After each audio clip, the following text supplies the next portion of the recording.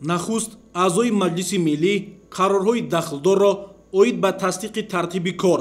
интихоби котибот ва рӯзномаи иҷлосия иборат аз 44 масъала қабул намуданд. зимни муҳокимаи масъалаҳои рӯзномаи иҷлосия раисони кумитаҳои маҷлиси миллӣ оид ба таъмини асосҳои конститутсионӣ, ҳуқуқу озодиҳои инсон, шаҳрванд ва қонуният, оид ба масъалаҳои аграрӣ, шуғли аҳолӣ ва экология ва оид ба иқтисодиёту коммуникатсия маъруза карда, хулосаҳои кумитаҳои соҳавиро нисбат ба қонунҳои баррасишаванда иброз доштанд. пас аз муҳокимаи ҳамаҷонибаи аъзои маҷлиси миллӣ, қонунҳои ҷумҳурии тоҷикистон дар бораи маратори ба санҷишҳои фаъолияти субъектҳои соҳибкорӣ ва дар бораи истеҳсолоти органикӣ ки дар шакли қонунҳои мукаммал қабул карда шудааст. инчунин қонунҳои ҷумҳурии тоҷикистон дар бораи ворид намудани тағйиру иловаҳо ба кодекси андози ҷумҳурии тоҷикистон, оид ба ворид намудани илова ба қонуни ҷумҳурии тоҷикистон дар бораи ёрии ҳуқуқӣ, оид ба ворид намудани тағйиру иловаҳо ба қонуни ҷумҳурии тоҷикистон дар бораи адвокатура ва фаъолияти адвокатӣ, оид ба ворид намудани илова ба қонуни ҷумҳурии тоҷикистон дар бораи рӯзҳои ид, оид ба ворид намудани илова ба қонуни ҷумҳурии тоҷикистон дар бораи хоҷагии ёрирасони шахсӣ, оид ба ворид намудани илова ба қонуни ҷумҳурии тоҷикистон дар бораи хариди давлатӣ, оид ба ворид намудани тағйиру иловаҳо ба қонуни ҷумҳурии тоҷикистон дар бораи ба меъёрдарории техникӣ, оид ба ворид намудани тағйирот ба қонуни ҷумҳурии тоҷикистон дар бораи сирри тиҷоратӣ, оид ба ворид намудани илова ба қонуни ҷумҳурии тоҷикистон дар бораи хизматрасониҳои давлатӣ, оид ба ворид намудани илова ба қонуни ҷумҳурии тоҷикистон дар бораи роҳҳои автомобилгард ва фаъолияти роҳдорӣ, оид ба ворид намудани иловаҳо ба қонуни ҷумҳурии тоҷикистон дар бораи ҳаракат дар роҳ ва оид ба ворид намудани тағйирот ба қонуни ҷумҳурии тоҷикистон дар бораи гаравхона ҷонибдорӣ карда шуданд. дар асоси пешниҳодҳои президенти ҷумҳурии тоҷикистон бо қарорҳои маҷлиси миллӣ шермуҳаммад шоҳён аз вазифаи раиси суди олии ҷумҳурии тоҷикистон бо сабаби ба кори дигар гузаштан, мирзозода рустам пираҳмад аз вазифаи раиси суди олии иқтисодии ҷумҳурии тоҷикистон бо сабаби ба кори дигар гузаштан, исҳоқӣ амирхон нусратулло аз вазифаи муовини раиси суди олии ҷумҳурии тоҷикистон бо сабаби ба синни ниҳоӣ дар вазифаи судя будан, абдуллозода зебонисо файзулло аз вазифаи муовини якуми раиси суди олии иқтисодии ҷумҳурии тоҷикистон бо сабаби ба кори дигар гузаштан,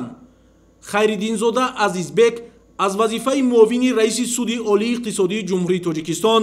бо сабаби ба кори дигар гузаштан, ализода шодмони шамс аз вазифаи судяи суди олии ҷумҳурии тоҷикистон бо сабаби ба синни ниҳоӣ дар вазифаи судя будан, тағозода абдуқаҳҳор саидмурод аз вазифаи судяи суди олии ҷумҳурии тоҷикистон бо сабаби ба кори дигар гузаштан ва қосимзода сулаймон оймаҳмад аз вазифаи судяи суди олии иқтисодии ҷумҳурии тоҷикистон бо сабаби ба кори дигар гузаштан бозхон гардида,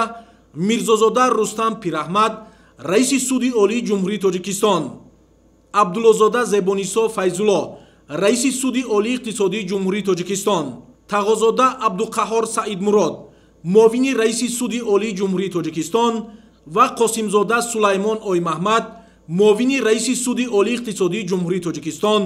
интихоб карда шуданд. инчунин аъзои маҷлиси миллӣ пешниҳодҳои президенти ҷумҳурии тоҷикистонро дар бораи судяи суди олии ҷумҳурии тоҷикистон интихоб намудани қурбониён Сафаралӣ Алихон, Амонзода Намози Шариф, Бобохонзода Асомуддин, Назарзода Даврон Қувват, Шукурзод Назрулло Тағайбобо, Саидзода Марзия Файзалӣ, Шерзода Ҷурабек Сангимурод ва Давлатзода Исмоил Раҳим, судяи суди олии иқтисодии ҷумҳурии тоҷикистон интихоб намудани Барозода Зумрад Маҳрамён ва Саидзода Зулфия Саид ҷонибдорӣ карда шуданд. дар идомаи иҷлосия пешниҳодҳои президенти ҷумҳурии тоҷикистон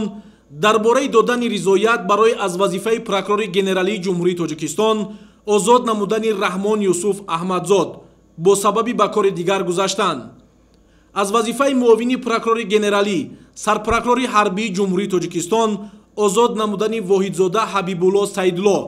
бо сабаби ба кори дигар гузаштан, ба вазифаи прокурори генералии ҷумҳурии тоҷикистон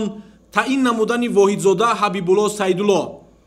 ба вазифаи муовини прокурори генералии ҷумҳурии тоҷикистон таъин намудани қосимзода хайриддин шарифҷон